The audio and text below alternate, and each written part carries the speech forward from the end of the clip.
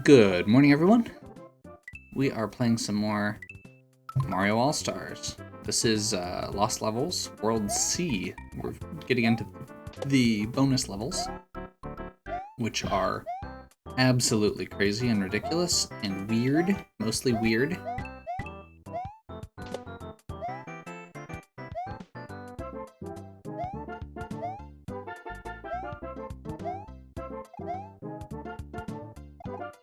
I'm still kind of figuring out what to expect from some of these, because these levels are just, like I said, they're not necessarily hard.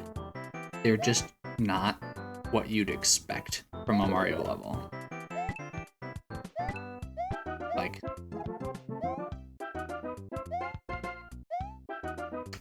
it's very hard to predict what's going to happen, and especially certain parts of the regular Lost levels were very, there was a surprising amount of stuff that I was like, this is...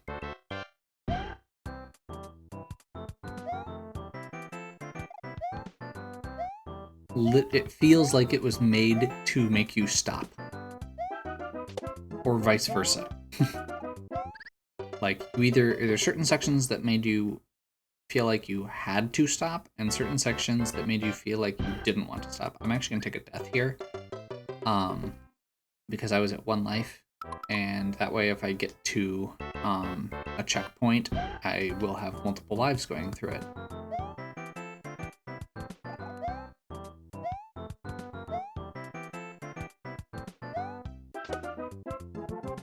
That was very close. So I'm gonna do this.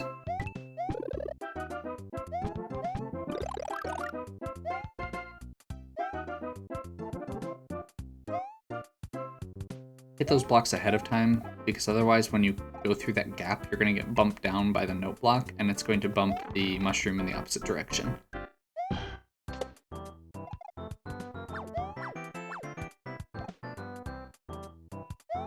I will continue to be impressed that they put so many jumps in this game that require you to bounce off enemies, when that has literally not been a thing in any other Mario game. Ooh, that's a really nasty one. Okay, let's see if we got a checkpoint. Nope. Which probably means there aren't checkpoints based on how far we got. I think we might be able to keep that mushroom. I knew that was gonna get me eventually. Like, those ones were trolling me from, like, the very first time I got to them.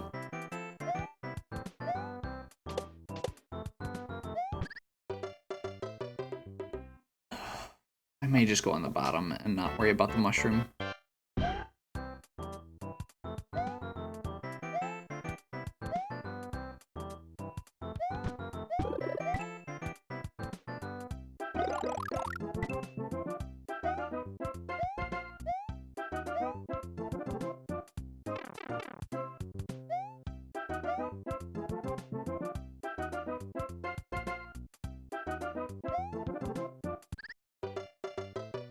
I'm okay. I don't know how I made that the first time, because that is a really weird jump. And head bonks make your momentum weird. I am already glad that I started World C as a new video.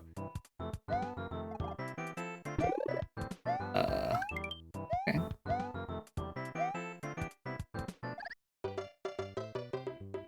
I mean, I guess I can do that every time and stay at 5 lives. Not that it seems to matter, but I thought that's where that block was. Maybe I'm wrong.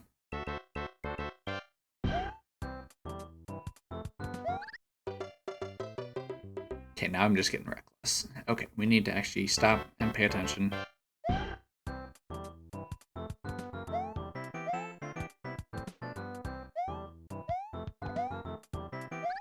What the heck? Okay, clearly I just wasn't paying attention to where that block was, and I just need to stop worrying about it.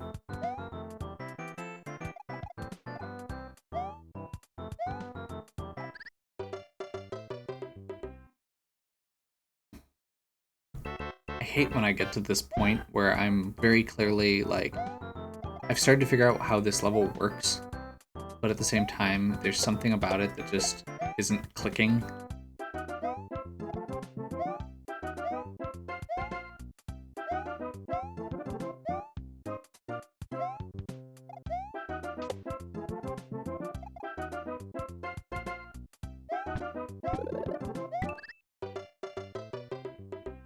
That was actually really clean until the piranha plant part.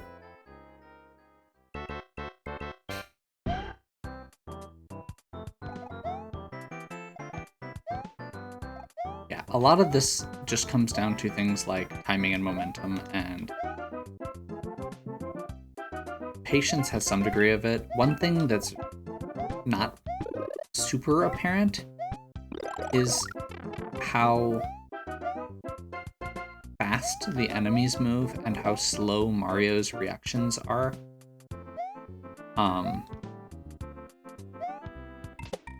Okay, yeah, you don't want to scroll that guy onto screen until later. I got really stupid lucky there.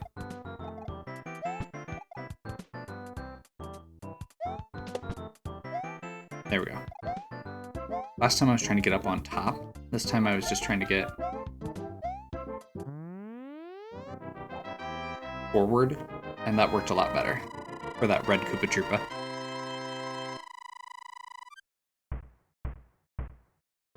Okay, fireworks. Woo.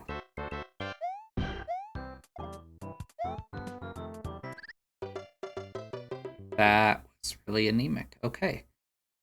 I'm not even sure how to do this part, so we're just gonna roll with it. Yeah, that blooper is right in my way. Okay. We'll figure it out.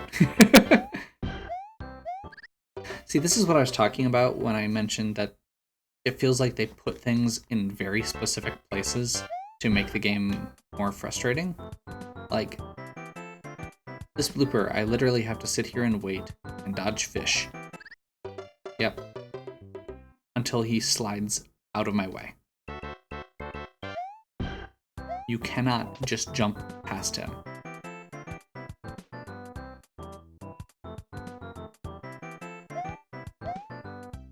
There we go. That one almost throws you right off the edge.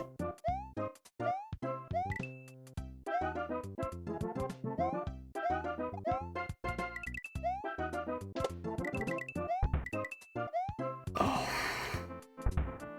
That was not good.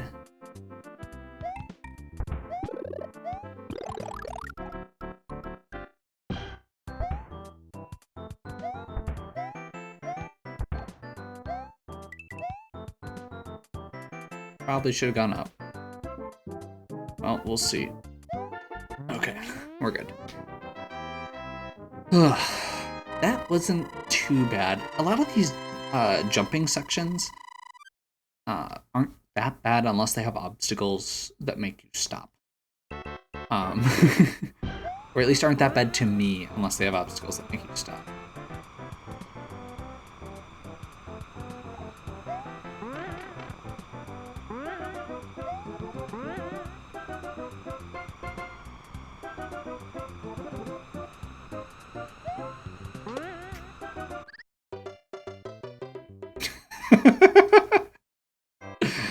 Oh, I hate Lakitu.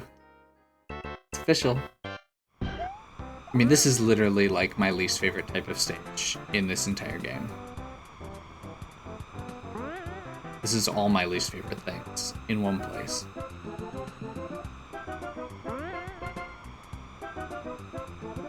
I have no idea when I'm gonna land this time.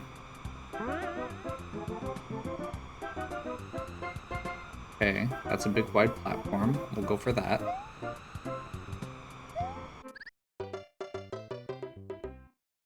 And then we'll jump into that piranha plant. Confidently. Okay. So yeah, the momentum... I've mentioned momentum a lot. The wind mechanic in... Yeah, that was a really bad jump. So the super springboards are really, really weird as far as how their momentum works. If you get a good running start like this, you can go forever. But there's no good indicator of how far you can go, of where you are because you're so far off the screen. Which means you can't, and because you can't actually really control it that much. So like this one, I basically have to just sit here and wait. And now we're going really slow. Like, I have a vague idea of where I'm at based on where Mario stays on the screen.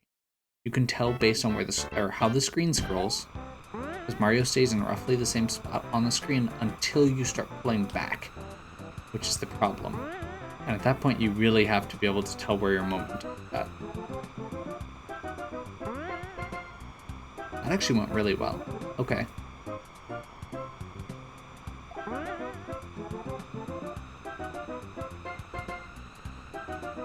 I have no idea that time. I ended up facing the wrong direction on that spring and just screwing it up.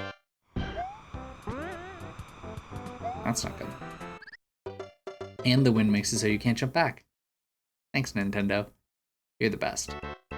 Okay, wind. So we're probably just gonna have to do these one at a time.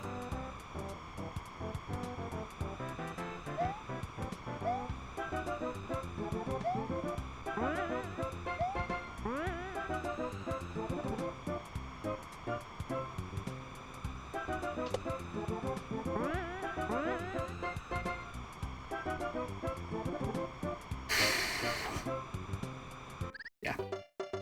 And again, at that point, once you've started coming down, by the time you're on the screen, it's too late if you're at the wrong spot. You don't have time to react.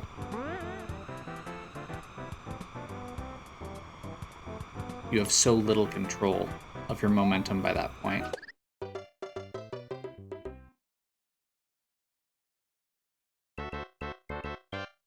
And you're dealing with the wind. So even if you were, yeah, not enough.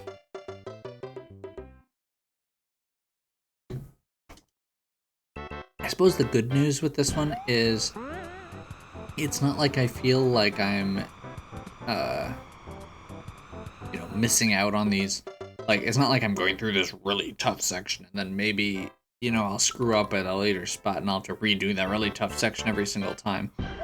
It is basically just quasi-dumb luck at this point, whether or not I'm succeeding.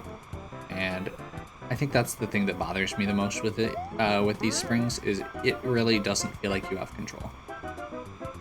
I don't enjoy games where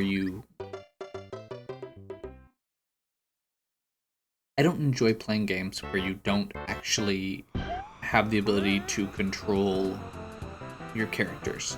It's one of the things I hate with a lot of action RPGs, is because they're trying to mix those mechanics so much, you end up with this weird amount of control where you can't actually actively do things, but you also can't, but you still have a lot of inputs that are required. So they kind of end up with their own language to understand how they work. Like, you have to, when I've been playing the Tales games, recently, last year, when I was playing Tales of Vesperia, one of the things that drives me crazy with it is the way that it feels like you should be able to just lock on, or that you should just be able to freely move and attack enemies. But because of the way the game works, because it's an RPG, you lock onto enemies and you move in a weird line towards them or away from them. Unless you're holding a button that lets you run freely, and you can't attack freely. Attacking freely just doesn't happen.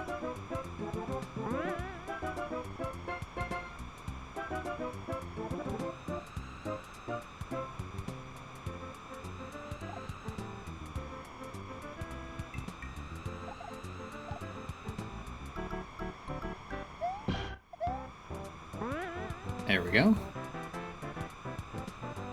That looks like we're gonna need it.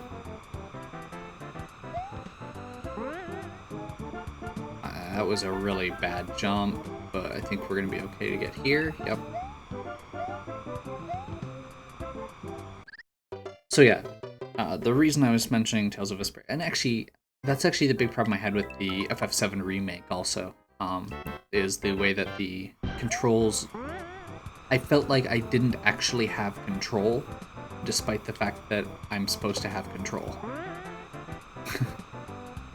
It's, the controls are very stiff, they're very, honestly, it's the same problem. The more I'm thinking about this, there's a lot of games that I have these similar problems with, and another one is games with motion control, because you end up having this like weird, complex thing that you have to do,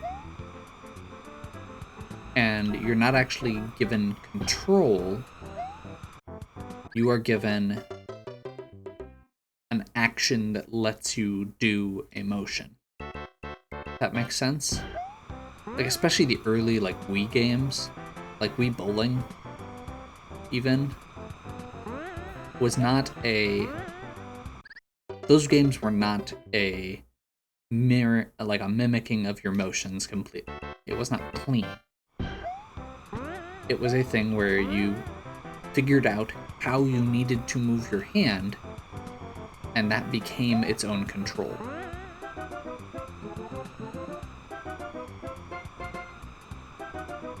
Now, once you figure that out, it's not that bad.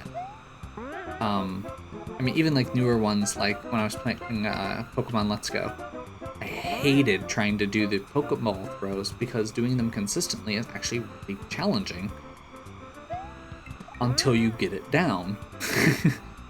And then it's very repetitive. And it doesn't feel like it's like the whole point of it is to make you feel like you're throwing Pokeballs and that you're the Pokemon trainer, but it doesn't feel like you're throwing Pokeballs. It feels like you're trying to finesse the controller in the right way. Because if you just try and throw the Pokeball, the timing's off, the motion's off. It's not accurate. And these springs feel very similar to that, to all of those, and it's kind of the same general problem with these games. You have a general sense of what these springs do. When you hit this spring, you know that it's going to propel you up and forward at a very fast rate, especially with the wind. But the way you land on the spring, the amount of momentum you have going before you land on the spring, the angle with which at which you hit the spring, when you push the jump button,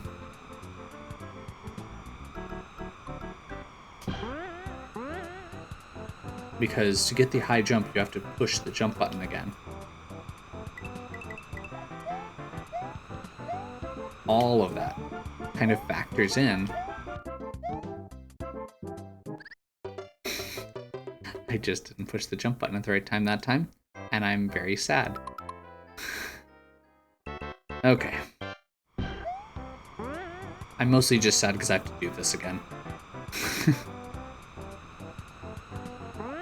So yeah, I don't find this fun, because it's not playing Mario. It is this weird alternate control that is not a thing that adds to the game. It is figuring out how to finesse this weird thing that is a gimmick. That's a better way to put it.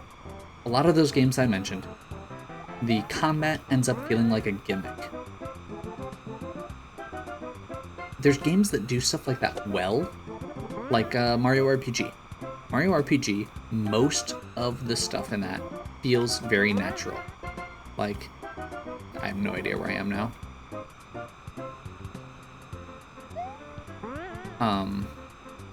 Most Mario RPG, most of the timing on those moves feels very natural. The ones that don't are the things I don't like about that game. I hate the way super jumps work in that game because they're very frustrating. Not something that feels natural to me. It feels like something that you really have to, like, you either get it or you don't.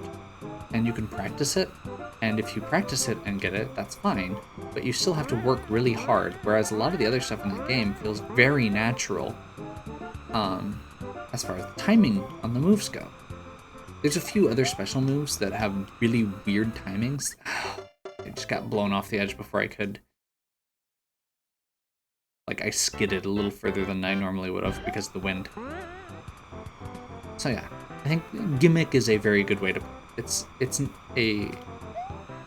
a weird, very specific way that you have to deal with the controls that does not feel like it is part of the game. It is a gimmick.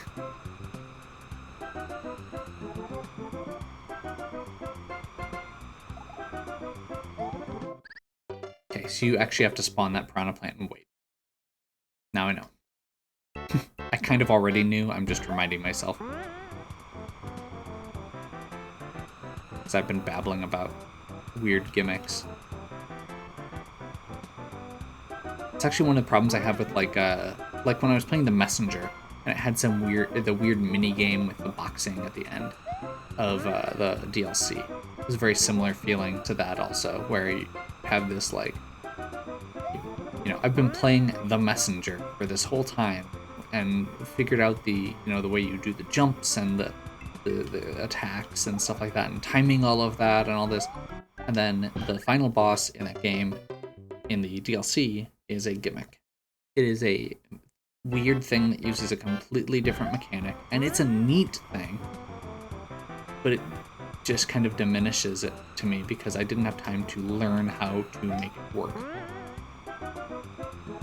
And I like making games work. Like, anybody who knows me knows that is like, understanding what makes games tick is one of my favorite things, like especially RPGs. That's one of the things that I am really enjoying with these videos when I've done RPGs, is the fact that I get to learn how to make those games work even better than I previously did. Like, there's a lot of those games that I've played a lot before, but when I was playing them casually, I didn't always, a lot of times it was when I was younger, and I didn't necessarily fully understand how the mechanics worked, and I didn't go pursue that.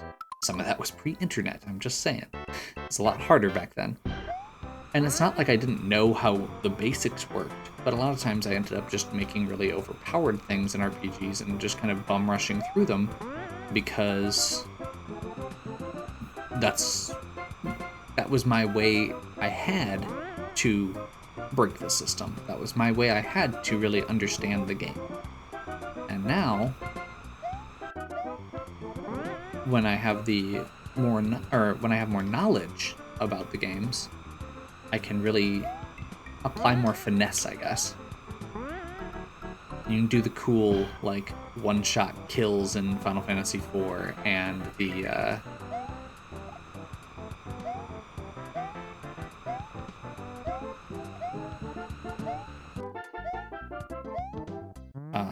the little cool glitches in FF6 and, build your characters in specific ways and all of that. I mean, there's certain games that kind of require you to do that also. Like I was writing some reviews for like Divinity and some other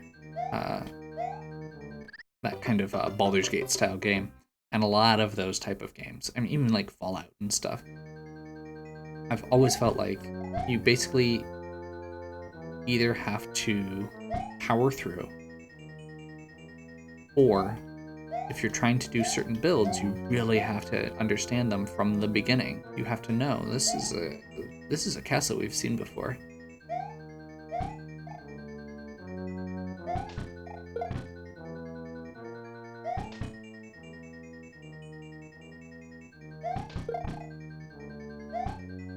I'm gonna guess.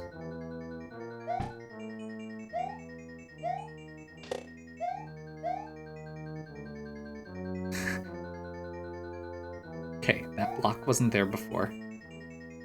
I don't think those Buzzy Beetles were there before. And they definitely weren't moving that fast. Oh my gosh, are you serious? This is amazing. I don't know how to do this.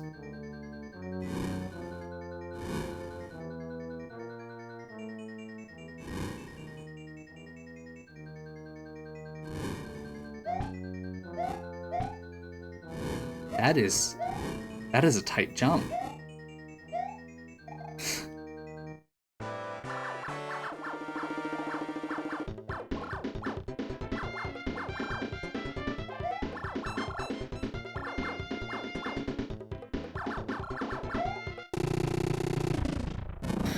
Okay.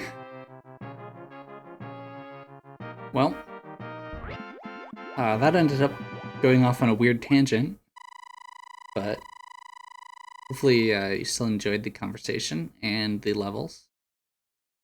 We'll be back next time with World D, the last world. I am absolutely terrified, so we'll see how it goes. Hopefully you're still enjoying. If you are, give me a like and subscribe. Check out the other content on my channel. If you have any questions or suggestions, please leave them in the comments. And as always, have a good one.